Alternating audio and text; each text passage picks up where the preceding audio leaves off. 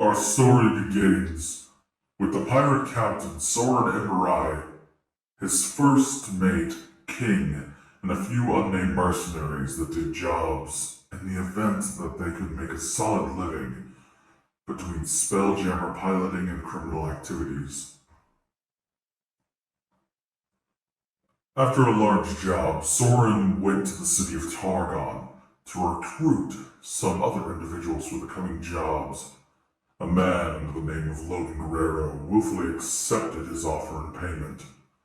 Soren, King, and Logan all went to a simple stall for some drinks, only to hear word of a highly influential spelljammer crew within the Gilded Spirit Inn. Instead of drinking, they chose to make way to the area, finding people amassing in the lodge. Finding little help to their cause in the ways of making through the mob, they decided to go around a different way, with the help of Logan lockpicking the door. King and Soren made their way through as Logan kept watch. King, using his strength, knocked down a few doors in the process to getting to the high-profile target. Getting through the final doors, they were met with two men, one clad in blue, almost blinding-looking clothing, clearly a mage, while the other was more grim, sitting relaxed on the couch, even though he was rudely interrupted by King and Soren. Soren attempted to make an offer, standing his ground and saying how he could be the next kind of captain, rivaling the Gamblers Three, which were known as the founders of the spelljamming era of pirates. The captain watched Soren attempt to look taller than he was and more confident. Soren was unprepared as the captain slammed his heels to the ground, standing almost a foot taller and looking down at him. However, this offer was met with intrigue from the captain, even if he didn't say it. He told King and Soren to sit. However, while this happened, the captain heard a noise from a tunnel under the fireplace. The captain would walk over and simply end the urchin's life by trying to sneak in by pressing a rapier head through his skull. Soren King sat shocked while he walked by and sat in the middle of the room at the table he wished to make the deal at. Soren agreed that he would do anything to make the trial. The captain gave him a mission in exchange for something valuable for his ship and crew. Soren listened as he gave the order to kill a man known as Archon the Cruel within 5 years. To assist in that, they attuned an artifact known as a Sunfire Forge to a spelljammer vessel. To seal the deal, however, Captain Ludlow would stab into the palms of Soren and King, leaving a dark mark that would slowly fade to their skin when it strangely healed. The captain revealed his name after uttering the words, "Be mindful who you are speaking to before making offers." His name, Captain Ludlow Albatross Dapir of the Gamblers Three. King, Soren, and Logan all agreed to finish the night with a large night of drinking before the blue-clad man would tell King he had to remain on Targon to do jobs for the first few months to pay for the remainder of the Sunfire Forge. Due to the news, they drank extra heavy this night. Logan and Soren gave their farewells and that they would return after gaining some information on where to go. For the next 3 weeks, Soren and Logan bonded before one night Soren went to rest. However, he was awoken by the ship making loud noises and rattling like it was sailing through debris. Soren headed to the top before noticing that there was no Logan or the insides of the Sunfire Forge. Being robbed by someone who was a part of your crew caused him to have to sail back to the nearest planet, that being a small trading station where he gathered some intel and began to find ways that he could sail to replace the insides of the forge. During this time of those events, across the cosmos was a man lost in the vast emptiness of the phlogiston. After the damage around his wrist brace shattered during a longer-than-normal jump to escape a scenario that has yet to be discovered by the rest of the party. Believing their lives to be over, they fell into a deep sleep, only to awaken on planet Targon after an unknown amount of time, with flashes of something in the celestial bodies that he could not explain. Rumors spread of people noticing it, but never beholding it with their own eyes. The legend of the Eye of the Cosmos began to spark an understanding within the man, believing that is what they saw. Months passed while trying to figure out a way to fix the wrist brace without avail, till someone came toward them, knowing the truth of what they saw. His given name, Neo Rosenhall, a member of a trade ship family for exporting large vessels worth of materials. The man responded with their name as Sheikah. Neo offered to help fix the wrist brace if Sheikah helped with the job. When asked about the job, it was a simple one where they would rob a lord for a medallion. The event took less than an hour, breaking in after gathering a large amount of research. Sheikah took the stealthy approach while Neo caused a distraction with a false shipment of goods. Getting the medallion, Sheikah watched Neo sell it to someone with dark robes and dark armor before they left. Neo believed that to better help Sheikah was to connect and work with them. The materials Neo used would help Sheikah's wrist brace gain some functionality, but not the true aspect of it that came with the highly powerful relic. Sheikah agreed as they started work in Targon and stayed in the fabled East Street, which had a ring of disappearances linked to it. However, before these events, roughly 5 years prior, there was a beast attack on the far-off land from Targon. A traveling caravan lost its lives, leaving one survivor. Wounded and wandering, this man met up with someone named David Agris and an unnamed brother. Offering to help the boy, they would tend his wounds and begin their movement back to Targon's Imperial City. When moving to their first camp on their 3-day expedition, the man would tell them about how they own a bar. The wounded boy would explain that their name was Iolus. Iolus would travel with the two before making a deal to work for David Agris, who helped him back to his health. The brother of Agris didn't say anything during the travels, but on the last day he spoke the words to Iolus before they headed back to the Brazen Bull. Iolus would be a chef in the restaurant, and for the next 5 years he was forced to work there, even if the contract he signed was only for 2. Back in the same crystal sphere, Soren would gain enough intel on who to go to for replacement parts at the cost of a job. Soren had to head to Scion. The planet Scion was originally deemed Chris 216 and is covered in water with no notable sources of land, though people do insist that there are some land masses with greenery that some have taken into living on. Upon arrival, Soren asked around and found out the man he was looking for was in a far-off building on the island. When entering, he saw the man studying a creature in a jar, writing down small details on parchment in a rather strange book. Closing it, the man greeted Soren to inform him that he heard that he was heading to meet him.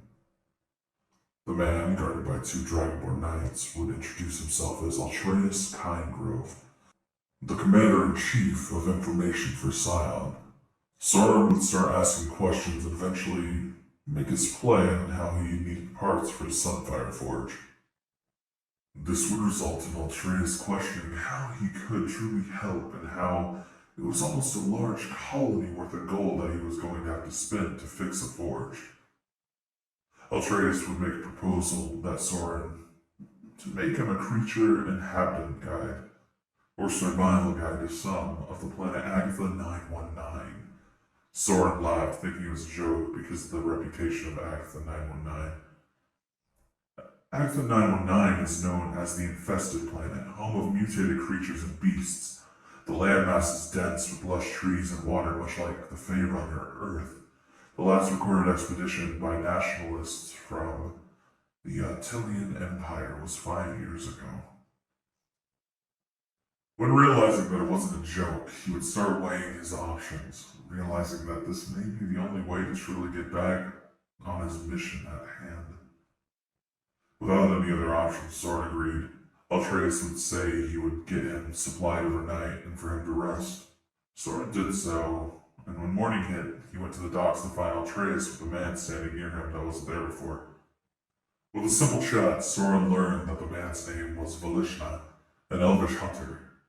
Doubting his abilities, he tested him by drawing his gun to see his reaction time of this hunter. Soren was met with a surprising sight when he saw a cord connected to the man's arm and the shoulder-arced crossbow already set to fire. Altreus would break up the small act, ensuring the elf was fast. Soren would agree and begin their departure while Altreus told them that they may want to find a good navigator with him, suggesting that they head to Targon to find Neo Rosenhall.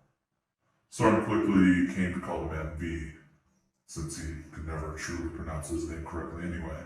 With a large amount of chatting, they would come to know one another fairly well when arriving in Targon. Their first step was a location on the city street called the Eaton Club, a brothel for all creatures and races. Soren had lied to V and said it was Christmas and that it was time of gifting, so he would have to buy Soren a partner for the night. When V did, he chose a large Oni woman named Sally, who lifted Soren to the room. Soren spent the time with Sally, labeling her the Man Crusher, and would head out, noticing that almost everyone in the club had begun to take a large liking to V, who apparently was let free time with partners due to his communication skills. V wished them all farewell before they headed to get some food. Soren would take them to the closest place, known as Billy Club XL, selling large subs known as Billy Clubs. A large orc man would laugh when Soren suggested a small. Soren would see an individual sit down, heading over and making a chat to try and get information out of him. He started speaking and saying how he was trying to find Neo Rosenhall because their aunt died. The man would reply by saying, "I don't have an aunt and I'm not related to you." Soren sat there, finding out it was Neo, and then saying how they would need him to sail and join the job. Neo told him that he couldn't agree without his boss's permission. He told him to meet on East Street at nightfall. V and Soren would spend the remainder of the day visiting places before their dinner time, heading into the bazaar. Soren bought some rum root before finding a small diner, making their ways to sit and ready for the meal. The owner of the locale, known as the Brazen Bull, was a human man named David Agaris, who immediately had a distaste for Soren. When ordering their food, they would be met with a half-elf man by the name of Iolus bringing their food out. Soren would thank him before eating and finding out that it was extremely delicious to him. He went back to the kitchen and asked how much it would take to get him to join his crew. He inquired about the cost and learned that it would have to be done by breaking the contract with David Agaris that was in place. Going to David Agaris, he would make a deal that if he could beat him at cards, that the contract could be broken. After some debate, the card game started, with V dealing the cards. Each hand Soren lost, with David Agaris being smug the entire time. After he lost, he called Agoras a cheater, which merited simply a laugh. Soren was in the kitchen and told him that he was unable to win, which resulted in Iola's understanding. Another baker came in crying and said that Agaris added 2 more years to every contract due to someone attempting to break them. Iolus would stand there confused, but would console them. Soren said that the more they were forced to work there, that they would never be able to leave with Agoras in charge. He said he was going to sneak Iolus out that night, and to be ready. Soren would leave, making a scene on how he was sorry he could not break the contract and create this false deception to everyone. A loud crash of pots and pans and other sounds would come from the kitchen as Agaris stood looking at Soren about to leave. Soren left the establishment and went around the back, noticing that there was a scuffle and a set of tracks that led into the back where the baker was knocked out. Soren woke them up and they said that the cloud giant took Iolus. Soren went out and followed the tracks to the basement where they immediately ended without a trace. V and Soren noticed the time and headed to East Street. Neo and Chico waited them inside the saltwater baths, and when Soren came within, he would lie about V, only for V to be spotted by Neo. After a long chat about how they could join and he would pay them, Neo's griffin would show itself, showing that he was more skilled than traditionally, and Chico finally agreed to the terms which Soren made. Soren, however, added one last line before the shake, "and fight a cloud giant." The deal was made, and Neo used the pirate way and would create a seal over Soren's hand that if he broke the deal, he would become a servant to Sheikah for eternity. They headed back to the bazaar. Most of the shops closed as V and Neo took their leave, finding their own way to find the missing baker. Sheikah broke into the bar with Soren when both of them found a chest with magical locks on it. After helping one another lift it to the counter, they noticed there was no way to open it. They would split apart for a second as Sheikah headed to the roof and Soren to the kitchen door. Soren found out the door was locked and he lied and said, "Sheikah, I said for you to go to the kitchen and I go to the roof." Swapping locations, Soren would head to the roof and Sheikah to the kitchen. Soren saw a blue-skinned individual go into the pathway behind the bar and down the stairs, much like the tracks. Sheikah investigated the kitchen, finding the tracks again and following them, with Soren catching up soon. Heading down to the same room as before, they investigated and found what seemed like a locked mechanism behind a magically made panel. They would look around the room, finding each component, slowly building what they looked as if a relic key. All the other material they kept for themselves. Using it, they would head into the location, being as stealthy as they could. All was well until they saw a man around a large amount of stalls inside what they assumed to be the sewer. Well lit, they would head in before Soren kicked one of the walking boards, with it landing in the water. Soren would hastily react by drawing his gun and demanding he have answers as to where the baker and cloud giant was. The tiefling, who was being aimed at, would laugh, saying hello to Sheikah. A contract found before robbing a lord, for he was the trade devil of Targon. Soren demanded harder before the man asked if he really wished to continue. Behind Soren was the blue-skinned man from before, standing larger than them, faintly reminding him of the pirate lord. He laid down his weapons and asked for where Novak the cloud giant and Ios the baker were. The devil said that he would show him for a bit of money. He told him to go deeper into the underbelly of the sewer into the gambling halls. After a few games, both of them would make their way back to the devil, who would agree telling them to head north, where the holding cells were, but to wait a few moments. Seeing the door open, Sheikah and Soren hid, seeing David Avarice walking, and thanked the tiefling before leaving. They both headed into the north pass, noticing the cloud giant immediately. Soren hid under the table as the giant ran down the hall, wondering what the sound they made was. Sheikah signaled with his hands to make a distraction. Soren shook his head no as Sheikah flipped him the bird. When seeing the cloud giant return to where he was, Soren kicked up and shouted at him, "Hey, Biggin!" which caused the cloud giant to charge. During this time, Soren dropped the bags of flour he had and ran back. The cloud giant standing over top of them, while his hard focus on Soren, Sheikah would rush past, turning the corner to the cells. Then Soren took a shot at the flour. With the mixture of methane and flour, the blast would send a fireball down the tunnels, back toward the trade devil and down where Sheikah was. The entire explosion would cause the tunnels to shake, and the cloud giant would take a lot of damage before Soren ran into a room. Inside, a chandelier and stacked barrels with a few other minor things scattered about. The blast definitely had everyone within a mile radius feel its effect. Sheikah barely dodged the blast as the door to the trade devil would rupture and launch off its hinges. The cloud giant would make haste towards Soren after taking the fiery blast. He tore the door to the small room off the wall and threw it towards Soren. It barely missed as he saw the cloud giant take a few more steps inside, with Soren debating his options. Sheikah would break the lock in the cell with Isla standing there, beaten